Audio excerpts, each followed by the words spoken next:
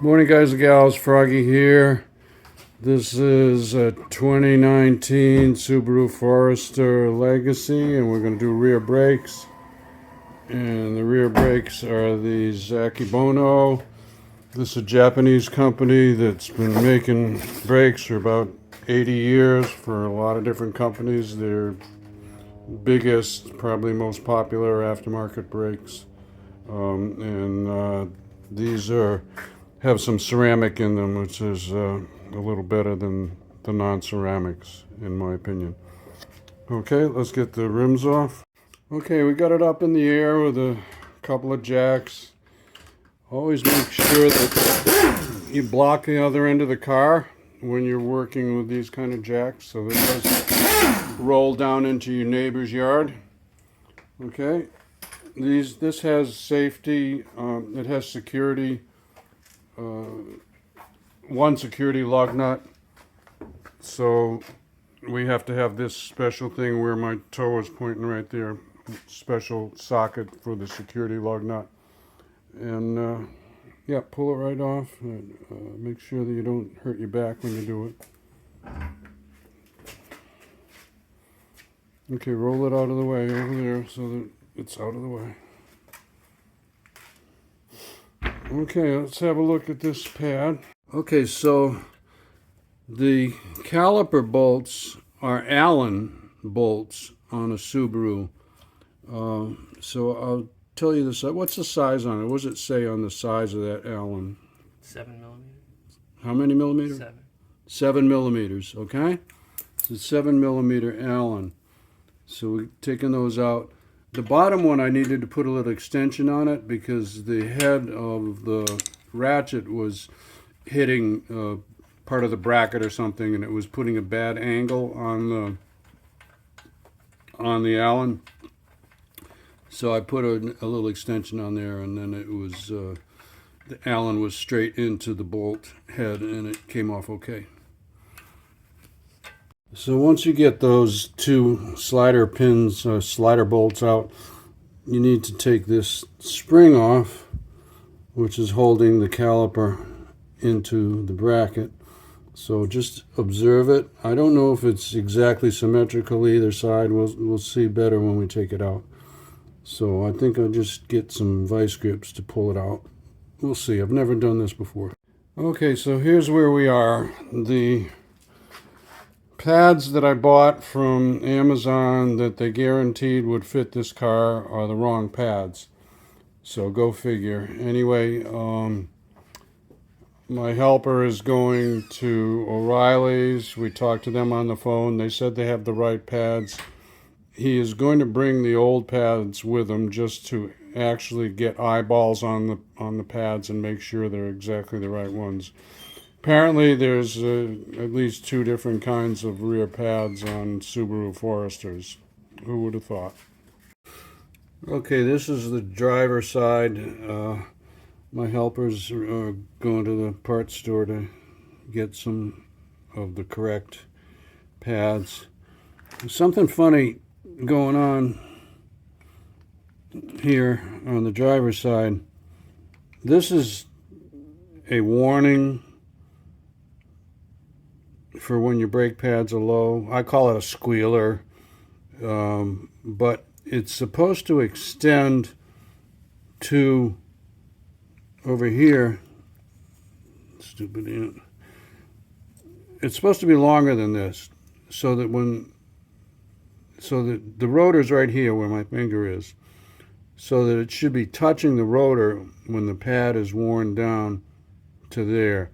And when the pad is thicker, like I make believe my finger is at the edge of the pad, then this wouldn't be touching and it wouldn't make a noise. But it looks like it's broken or something because it's way too short. I think it's just broken. Anyway, these are original pads that went, I'll tell you later on how many miles they went. Everything else looks okay. So we're just waiting on getting the new pads from O'Reilly Auto Parts. All right, let me get you caught up on this. So, unbeknownst to me, And there could be some other brands besides Subaru. You have to have a special tool. Well, you don't have to have a special tool, but there is a special tool, or you can use maybe some needle nose pliers. You have to twist this wheel, which is part of the piston. You have to twist it and reset it, whatever that means. If I find out some more about it, I'll put it down in the comments and I'll pin it. But you have to do that to get enough room to put the caliper around the new thicker pads. Okay, so I'll show you how I do that in a second. Okay, so this is important. This is what held me up for so long. This isn't just an air tool to take different heads on and off an air tool, you know, a grinder or something like that. But it happens to be the right spacing and pin size for, I'll show you, looking for a flashlight here. Just give me a second. Right there where I'm shining my light, you can see the piston, and it has two little cutout grooves. It's hard for me to show you the other side, but there's one just like that on the other side, 180 degrees opposite. So you take a tool like that,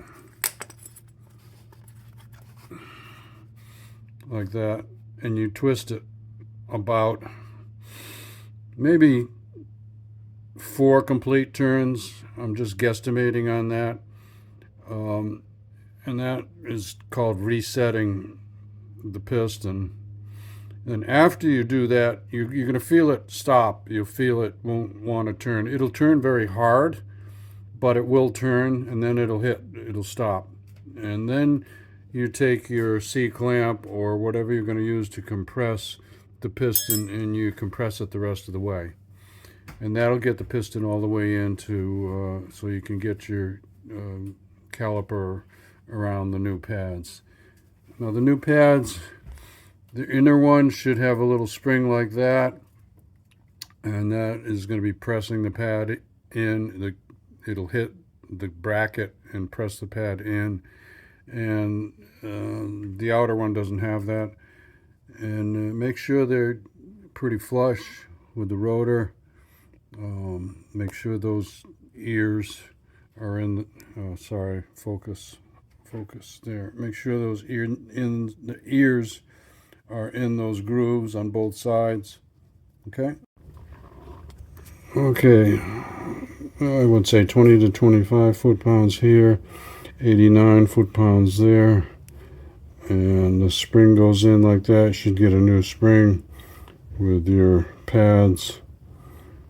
There'll be some tension here and here. Okay, holds itself in. Not sure whether Froggy's strong or that's just a cheap C-clamp, but anyway, I broke that before I knew that you were supposed to turn in the piston before you compressed it, and nobody really tells you that, so make that my special tip. Turn it clockwise, then compress. Okay, just check the fronts. Amazing, the fronts probably have like 75% wear left, original. How many miles on this, Robert? 55. 50? 55. 50. So 55,000 miles on a 2019 Subaru, and the front pads are still 75% good.